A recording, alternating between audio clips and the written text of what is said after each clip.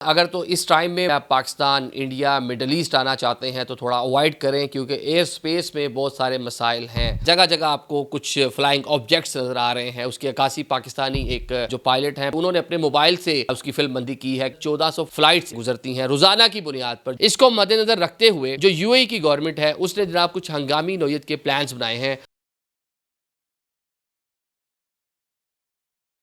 अस्सलाम वालेकुम नाज़रीन, मैं हूँ आदिल निज़ामी और आप देख रहे हैं मेरा डिजिटल चैनल। अगर तो इस टाइम में मौजूदा टाइम में आप पाकिस्तान, इंडिया, मिडल ईस्ट आना चाहते हैं तो थोड़ा अवॉइड करें, क्योंकि एयर स्पेस में बहुत सारे मसाइल हैं। सेफ एयर स्पेस की जानिब से भी कुछ खदशात का इजहार किया गया है, क्योंकि मिडल ईस्ट की जो सूरत हाल है, जगह जगह आपको कुछ फ्लाइंग ऑब्जेक्ट्स नज़र आ रहे हैं। उसकी अक्कासी पाकिस्तानी एक जो पायलट हैं पाकिस्तान इंटरनेशनल एयरलाइन के, वो मिडल ईस्ट अपनी फ़्लाइट लेकर जा रहे थे। उन्होंने अपने मोबाइल से उसकी फिल्मबंदी की है कि रॉकेट्स दर्जनों की तादाद में फायर हुए और वो कहाँ जा रहे हैं वो आपको मालूम ही है। तो जनाब खासी कह लें कि एक पैनिक की सूरत हाल है रीजन के अंदर। 1400 फ्लाइट्स इस रीजन के ऊपर से गुजरती हैं रोज़ाना की बुनियाद पर, जो खलीजी कंट्रीज़ में जाती हैं, जो सेंट्रल एशिया जाती हैं, जो यूरोप जाती हैं, अमेरिका जाती हैं। 1400 रोज़ाना की बुनियाद पर यहाँ से गुजरती हैं। स्टैब्लिश एयर ब्रिजेज़ हैं, रूट्स हैं जहाँ से गुजरना है। लेकिन जिस टाइम हम आपसे बात कर रहे हैं इस टाइम ईरान, इराक, उर्दन, शाम, Kuwait, Lebanon, somehow Saudi Arabia, मतलब कि कुछ जो इलाके हैं, इवन कतर अवॉइड कर रहे हैं ज़्यादा से ज़्यादा। मतलब कि अपने जो सेफ़ इलाका है, काफ़ी मुल्क बड़ा होता है लेकिन इस रीजन के पास से जो उसकी एयर स्पेस है उसको अवॉइड कर रहे हैं। एक पेट्रोलिंग की सूरत हाल है, जितनी कंट्रीज़ हैं वहाँ पे उनके जंगी जहाज़ इस टाइम फ़िज़ाओं में हैं। तो एक सामने कह लें कि पैनिक है और किसी टाइम कुछ भी बड़ा एडवेंचर भी हो सकता है। इस पूरे तनाजुर में जनाब मुत्तहिदा अरब अमारात अगर उसकी बात कर लें, सबसे ज़्यादा एक बड़ा इस रीजन में फ़्लाइट ऑपरेशन वहाँ से है। अबू धाबी का एयरपोर्ट हो, दुबई का एयरपोर्ट हो, वहाँ से रोज़ाना की बुनियाद पर जितनी फ़्लाइट जाती हैं आपको मालूम है। पाकिस्तान भी अवॉइड कर रहा है, आपको पता है लंबे रूट से जा रहा है। इंडियंस ऑलरेडी मुश्किलात में थे, पाकिस्तानी एयर स्पेस पहले अवॉइड कर रहे थे, अब वो ईरान वाला रास्ता बड़े दूर करके, मतलब कि इस पूरे टाइम में जहाज़ों की फ्यूल की खपत बढ़ गई है, उनका टाइम बढ़ गया है, नए ब्रिजेस बनाने पड़ रहे हैं उनको, नई नई कंट्री से इजाज़त लेनी पड़ रही है उनको।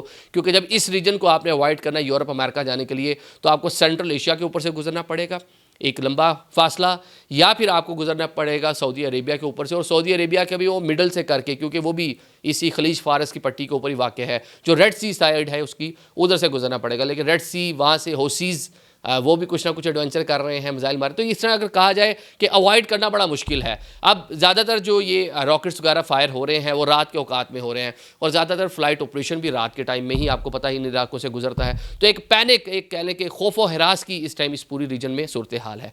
इसको मद्देनज़र रखते हुए जो यूएई की गवर्नमेंट है उसने जनाब कुछ हंगामी नौयत के प्लान्स बनाए हैं। एक तो उन्होंने कहा जी हम अपना फ़्लाइट ऑपरेशन किसी सूरत बंद नहीं करेंगे, हम जो हमारे मुसाफिर हैं उनको डिस्टर्ब नहीं करना चाहते, अपना बिज़नेस जो है उसको ख़राब नहीं करना चाहते, और सेकेंडली कि जो एतमाद है कस्टमर का हमारे ऊपर, हम उसको जो है डैमेज नहीं करना चाहते। यूएई की गवर्नमेंट ने ये ऐलान किया, उसने कहा जनाब हम अलर्ट हैं, तैयार हैं, लेकिन साथ साथ अपना फ़्लाइट ऑपरेशन जो है 24/7 हम उसको जारी रखेंगे। कुछ डिस्टर्बेंस आई जब ये पूरी एस्केलेशन शुरू हुई, जब ये एक दूसरे के ऊपर कह लें कि जवाबी कार्रवाइयाँ जो भी जारी हैं, तो पहले 1 से 2 दिन में हमने देखा बहुत सारी फ़्लाइट ऑपरेशन जो है कैंसिल भी हुए, उनका फ़्लाइट ऑपरेशन जो है वो डिस्टर्ब भी हुआ। तो एक कह लें कि पैनिक वहाँ पर हमें नज़र आया। लेकिन अब सूरत हाल नॉर्मलाइज़ है, उन्होंने उसी तरह जिस तरह से एक्शन और रिएक्शन चल रहा है उसी के मुताबिक उन्होंने अपनी जो फ़्लाइट ऑपरेशन उसको तरतीब दिया है। ये तो हमने आपको बता दी फ़िलहाल जो सूरत हाल है, लेकिन एक खौफ है, एक डर यहाँ पे पाया जा रहा है इन कंट्रीज़ के अंदर जो अरब ममालिक हैं, कि जो ईरान ने क्लेम कर रखा है, जो उनका एक कह लें कि उन्होंने एक ऐलान भी कर रखा है कि यूएस जो यहाँ पे अहदाफ है, यूएस जो यहाँ पे असासे हैं, अगर ये चीज़ें यूँ ही चलती रही तो हम उनको टारगेट करेंगे। अब इस पूरी रीजन में अगर हम बात कर ले वो कहाँ कहाँ है, वो सऊदी अरेबिया में है, वो यूएई में है, वो कतर में है, वो उर्दन में है, वो आपको जनाब जी और नज़र आएंगे, आपको ओमान में नज़र आएंगे, तो ये सारे कुवैत में नज़र आएंगे, तो जितने बहरीन में नज़र आएंगे, वे जितनी कंट्रीज़ का मैं नाम ले रहा हूँ, इराक में नज़र आएंगे, या सारे के सारे उनकी इंस्टॉलेशन, उनकी इस तरह की चीज़ें मौजूद हैं जिनको टारगेट किया जा सकता है। अगर सूरत हाल बढ़ती है, अगर किसी टाइम में सिचुएशन हालात से बाहर चली जाती है, हाथ से बाहर निकल जाती है, तो फिर जनाब ये कंट्रीज़ जो हैं इनके अंदर अहदाफ जो उनको निशाना भी बनाया जा सकता है। तो ये किसी भी टाइम कह लें कि वॉर बढ़ सकती है, इस टाइम गैर यकीनी है। तो इसी के आपने कैसे नबर आजमा होना है, अगर आप किसी सेफ़ एरिया में बैठे हैं तो अपना जो ट्रैवल प्लान है उसको सोच समझ कर बनाएं। बहुत सारी कंट्रीज़ ने एडवाइजरी जारी कर दी है, चाइना है, शुमाली कोरिया, जनूबी कोरिया, उसने तो अपने बंदे जो हैं कहा है कि आप यहाँ से निकले, दोनों कंट्रीज़ से। हम देख रहे हैं इसराइल के अंदर भी देख रहे हैं बड़ी तादाद में जो गैर मुल्की थे वो छोड़ कर जा रहे हैं, मुल्कों ने अपने सफारती अमला जो है उनको कम कर दिया है। तो ये एक इस टाइम करंट ग्राउंड पर ये सिचुएशन आप देख रहे हैं। अब माजी में थोड़ा सा लिए चलता हूँ, आपको याद ही होगा कि ईरान और अमेरिका का एक रिफ्ट हुई और वो एक असैसिनेशन थी इराक़ के अंदर।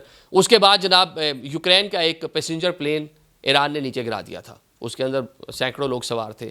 अभी हाल ही में हमने देखा है कि यूक्रेन और रशिया का एक तनाज़ा चल रहा है। इस दौरान भी जो रशिया है उसकी जानिब से आज़रबाईजान के एक पैसेंजर प्लेन जो है उसको मिसाइल मार के नीचे फेंक दिया गया।